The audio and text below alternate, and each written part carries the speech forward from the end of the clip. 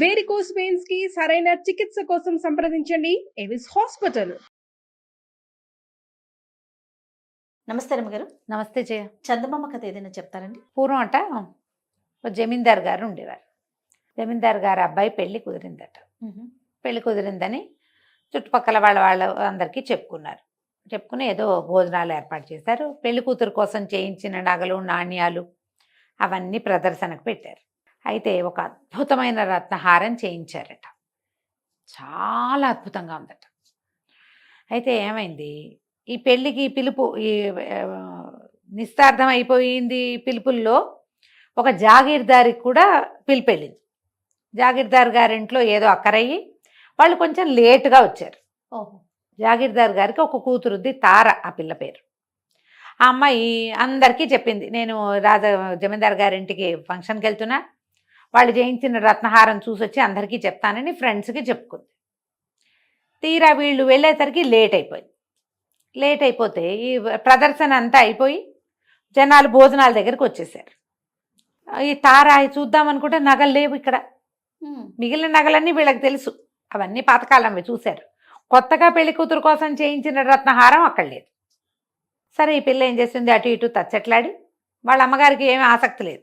మిగిలిన పెద్దవాళ్ళందరికీ ఏముంటాయి, నగలు నాణ్యాలు వస్తువులు చూసే భ్రాంతి చిన్నపిల్లలకే ఉంటుంది.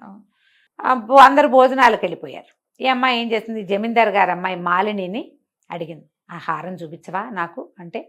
ఆ మాలినేమో కొంచెం విసుగ్గా మొహం పెట్టి, అబ్బా అవన్నీ సర్దేశాము, అవన్నీ ఇప్పుడు ఎవరు తీస్తారు, లోపల పెట్టేశాం, పెళ్ళప్పుడు చూద్దుగానిలే అంది.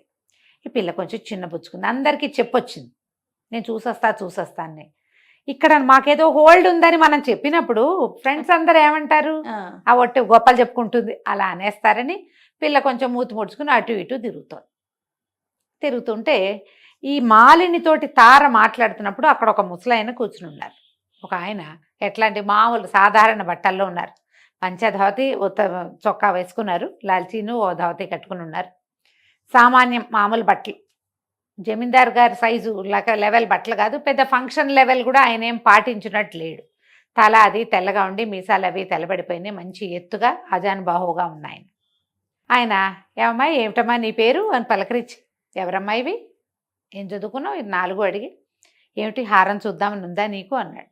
అనేసరికి పిల్ల చటుక్కుని ఆశ్చర్యపోయి, మీకు ఎలా తెలుసండి, అదే ఇప్పుడు నువ్వు మాలిన్తో మాట్లాడుతున్నావు కదా, దాన్ని నేను చూపిస్తాను నీకు అన్నాడు. అనేసరికి పిల్ల కొంచెం సరదా పడింది, కానీ ఈయన ఎవరో పెద్ద మనిషిలాగా ఉన్నాడు, కానీ అంత పెద్ద మనిషిగా లేడు, ఆయన మామూలు బట్టలు కట్టుకుని ఉన్నాడు. మేము బంధువులమేనమ్మా, ఇది మా ఇల్లే అన్నాడు. అనేసరికి సరే ఆయన చూపిస్తానన్నాడు కదా, మాలిని దాని పనులలో అది ఉంటుంది, చుట్టాలను ఇంకా చూసుకుంటోందిగా, రా అని చెప్పి ఈ తారని వెంబడి పెట్టుకుని పైన మేడ మీదకి తీసుకుపోయాడు. ఓ అరలాగి అందులోంచి రత్నహారాన్ని తీసి చూపించాడు. పిల్ల చక్కగా చూసింది, పెద్ద హారం, పచ్చలు కెంపులు పెట్టారు, ముత్యాలు వేళ్లాడుతున్నాయి, ఎంత బాగుందో. ఆయన అన్నాడు, చూసావా నీ ఫ్రెండ్స్కి వర్ణించి చెప్పుకుందు కానీ అని చెప్పి ఏమన్నాడు, నీకు గుర్తుంటుందో ఉండదో, ఉండు ఈ హారం నకలు నీకు గీసిస్తాను అని జేబులోంచి ఒక పేపరు పెన్సిల్ తీశాడు. లాల్చీ వేసుకుని ఉన్నాడు కదా, లాల్చీ జేబులోంచి మడతలు పెట్టున్న కాగితాన్ని సాపు చేసి చిన్న పెన్సిల్ ఆయన దగ్గర, ఆ పెన్సిల్ పెట్టి అన్నాగా డిజైన్ చక్కగా గీసాడు.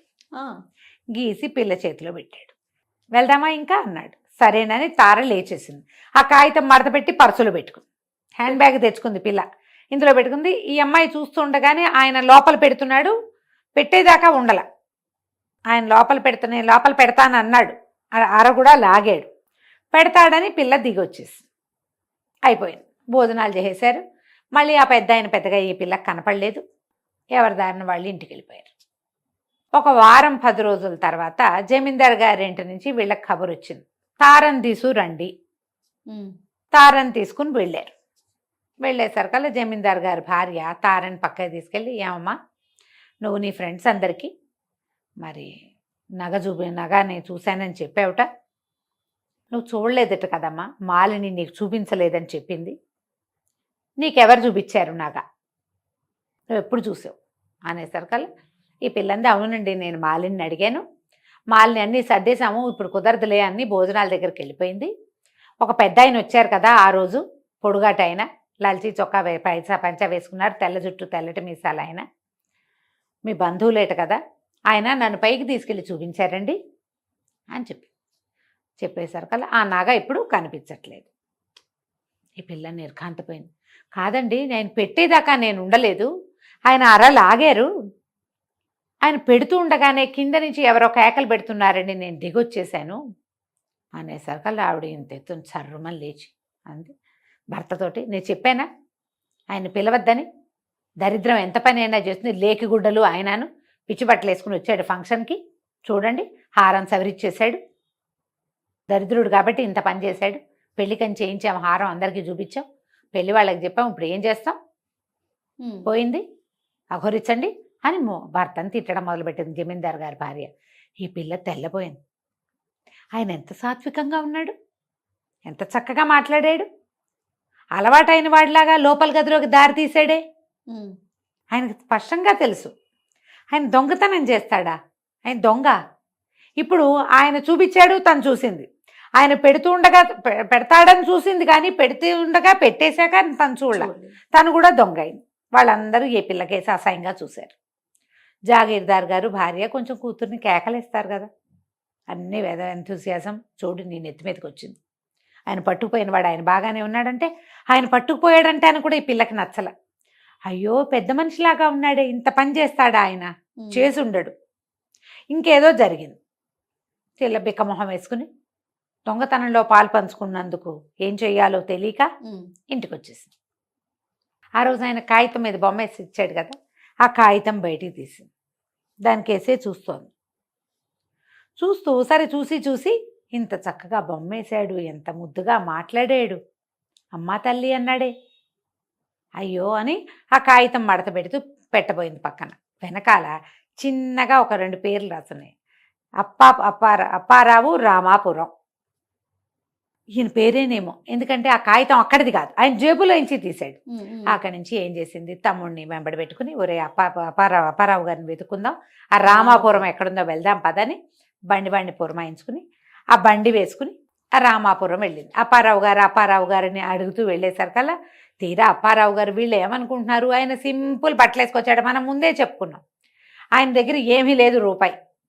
వాళ్ళకి అదే తెలుసు, దరిద్రం ఎంత పైన చేస్తుందని జమీందారుడి గారు తిట్టిపోస్తూనే ఉంది. మరి అన్నదమ్ముడు పిలవకపోతే ఎలాగే, అందుకని పిలిచానంటున్నాడు ఆయన. తీరా చూస్తే పెద్ద ఇల్లు అయింది. జమీందారు గారికి తీసిపోయే ఇల్లు కాదు అది, జమీలో ఎంత ఇల్లుందో ఇక్కడ కూడా అంత పెద్ద భవంతి ఉంది ఇక్కడ. ఈ పిల్లలో వెళ్ళేసరికి ఆయన లోపల నుంచి బయటకు వస్తూ ఈ పిల్లని చూసి ఆశ్చర్యపోయాడు. తారని చూసి, ఏమమ్మా ఇట వచ్చావు అన్నాడు. అనేసరికి, తాతగారు ఆ రోజు మీరు నాకు నగ చూపించారు కదండి, అది పోయిందిటండి, వాళ్ళందరూ మీరే దొంగ అంటున్నారు, మీతో పాటు నన్ను దొంగని చేశారండి అనేసరికి వాళ్ళు పక్క నవ్వాడు. మా వాళ్ళు నగబోయింది నువ్వే కొట్టేశావని నాకు ఉత్తరం రాశారులే, నేను రాద్దాం అనుకుంటున్నాను, రారా అని అమ్మాయిని లోపల తీసుకెళ్ళి కూర్చోబెట్టాడు. ఆ పిల్ల అడిగింది, ఎందుకండి మీరు అంత పని చేశారని. ఆ ఇంట్లోనే ఉందమ్మా, నేను తీసుకురాలేదు దాన్ని, ఇంత పెద్ద వస్తువు ఎట్లా తెస్తాను ఎవరికి కనపడకుండా, అక్కడే పెట్టా, ఇంకో చోట పెట్టాను అనేసరిగా, ఎందుకండి అలా చేశారు.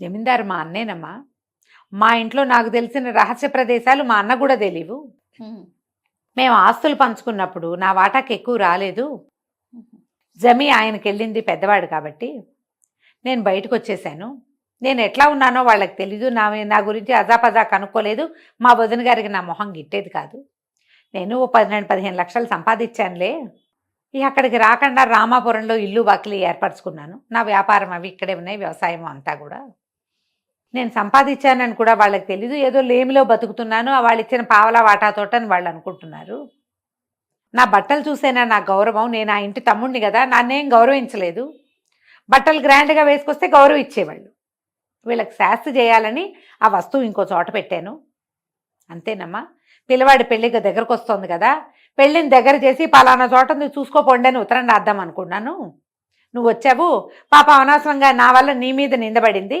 ఓ పని చేస్తాను, ఎక్కడుందో వాళ్ళకు ఉత్తరం రాయను, ఎక్కడుందో నీకు గీసిస్తా, నువ్వే ఆ వస్తువుని బయటపెట్టు అని చెప్పి ఆ ఇంటి ప్లాన్ లోపల భాగంలో ప్లాన్ గీసి ఇచ్చాడు. ఆయన అలాంటి వాడనమాట. ఆ వస్తువు ఎక్కడుందో గీసేస్తే ఆ పిల్ల అంతా చూసుకుని ఆ గదిలో ఏ అరలో ఏ ప్రాంతంలో ఉందో ఆలోచించి చూసుకుని ఇంటికి వెళ్ళిపోయింది. వెళ్ళి మళ్ళీ జమీందార్ గారింటికి వెళ్ళింది. తండ్రి పర్మిషన్ తీసుకుని ఆవిడతో మాట్లాడి, మీ నగ ఎక్కడికి పోయి ఉండదండి, ఆయన ఏమి తీసుకెళ్లే మనిషి కాదు, ఇంట్లోనే ఉండుంటుంది, నన్ను కొంచెం పరిశోధన చేయనివ్వండి, ఆ రోజు చాలా ఆరలు చూశాను నేను అని చెప్పి ఆ గదిలో లోపలికి వెళ్ళి, లోపల ఆయన చెప్పాడు కదా ఫలానా చోట ఇంకో ఆర ఉందని, ఆ ఆరలాగి అందులో ఇచ్చి వస్తువు తీసుకొచ్చి వెళ్ళి చేతిలో పెట్టి, ఓరిని పొరపాటున ఇట్లాగా పెట్టేశాం, కనపడలేదు అంతే అని అనుకుని జమీందార్ గారు వాళ్ళు అంతా తారని మెచ్చుకున్నారు. తర్వాత పెళ్ళికి ఈయన్ని పిలవల వాళ్ళు, కానీ ఆయనే స్వయంగా పెళ్ళికొచ్చాడు. ఎందుకంటే వస్తువు పోగొట్టాడు, ఏదో చేశాడు అలా అనిపించింది కదా. ఆయనే వచ్చి బోల్డని బహుమతులు కూడా చదివించి తను ఎలాంటి స్థితిలో ఉన్నాడో తెలియజేశాడు. కథ కంచికి మనం ఇంటికి. రైట్. నమస్తే రమ్మగారు. నమస్తే చేయు.